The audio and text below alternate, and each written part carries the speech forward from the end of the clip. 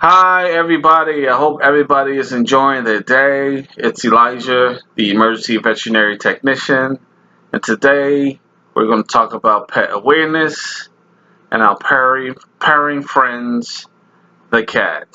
Before moving forward, I would like to give thanks to Mr. Crandall Hockman and Murky Moo for their support and appreciation of my information. Thank you very much. Our purring friends are mysterious and seclusive creatures by nature. The cat symbolize many things in our culture. They can represent things through fashion, art, and literature.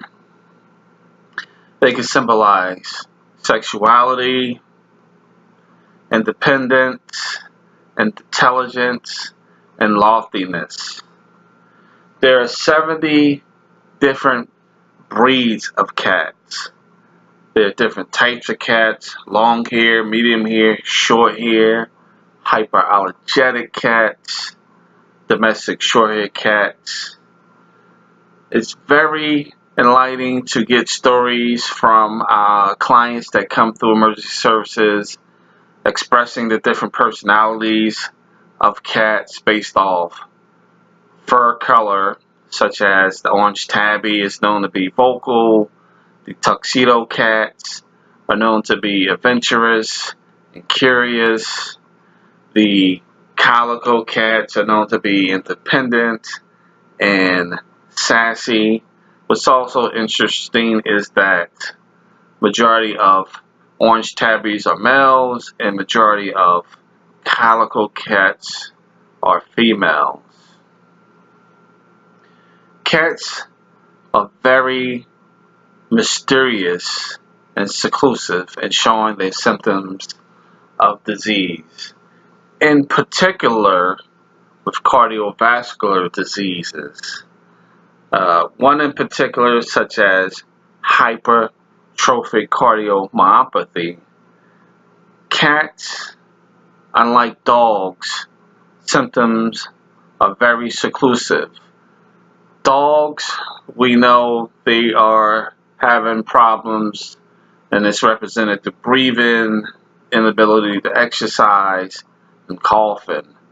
But by the time our cats show these symptoms, they are already in a state of what's called acute chronic crisis, meaning these symptoms been going on for a very long time, and they are unbeknownst to the cat caregiver because of the cat's ability to be seclusive about the symptoms. And once they are shown, then they are in a crisis state.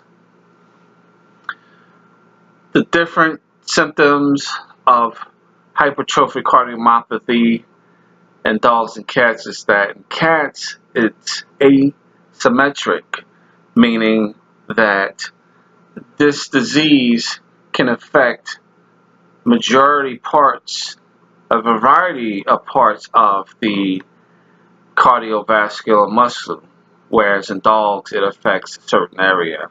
Also, cats can be inflicted with thromboembolism, which is caused by the disease of the heart muscle. It causes a turbulent flow of blood through the heart, which in turn causes the blood to clot.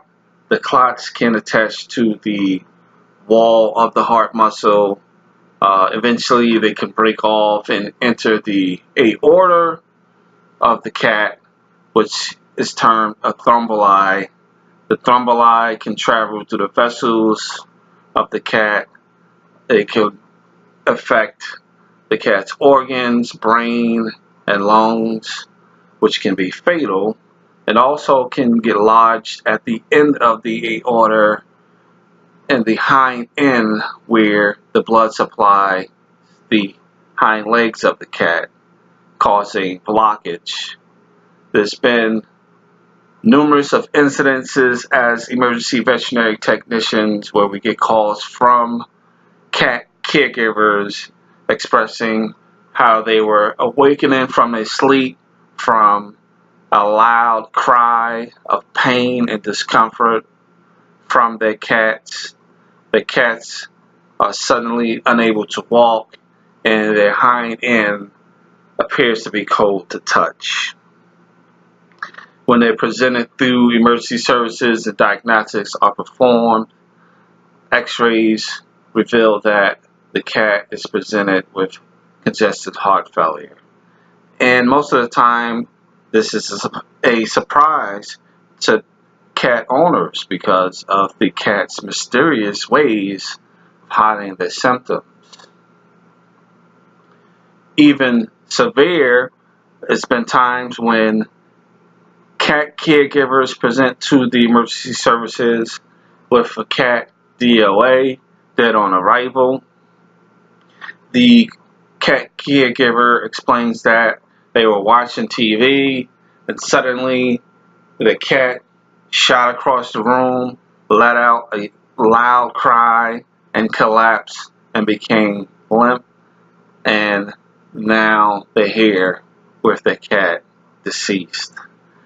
These two occasions are most likely caused by cardiovascular diseases in cats. So how do we prevent these situations from happening?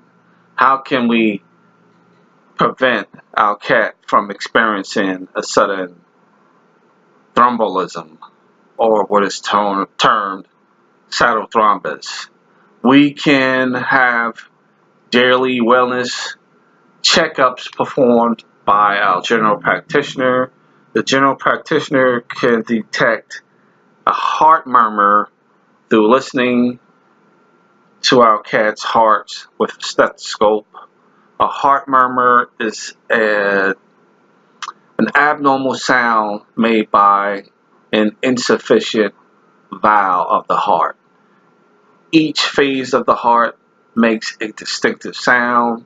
If you're familiar with lub dub or bump bump, each phase represents the heart's contraction. The first, the lub, is the heart diastolic contraction.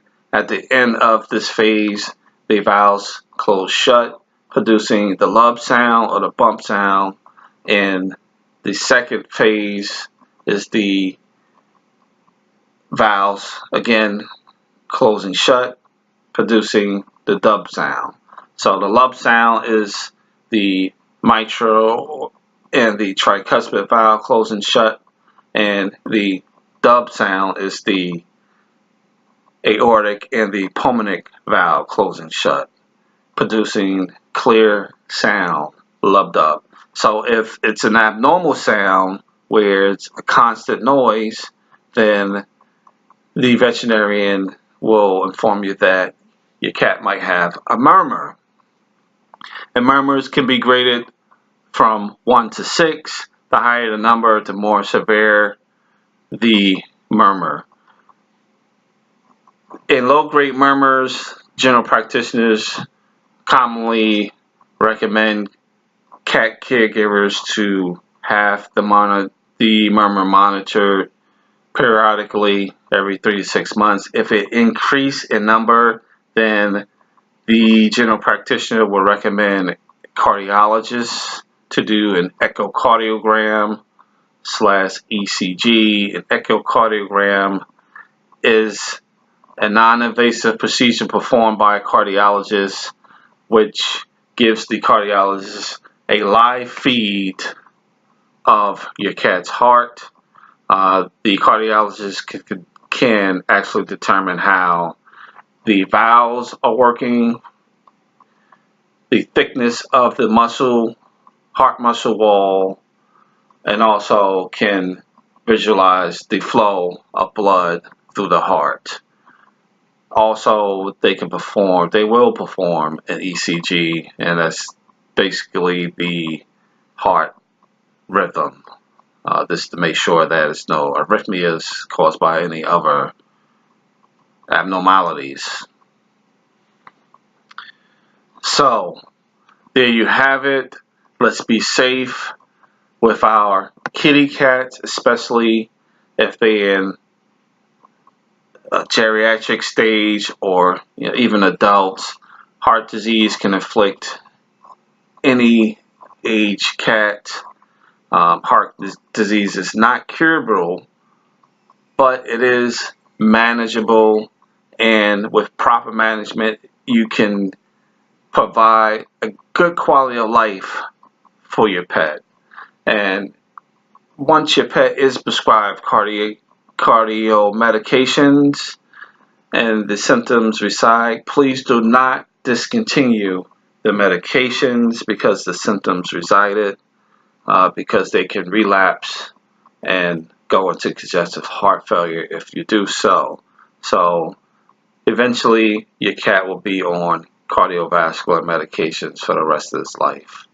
So until next time, as I like to say, folks, beat the heat by giving your pet an ice cold treat. Have a good day.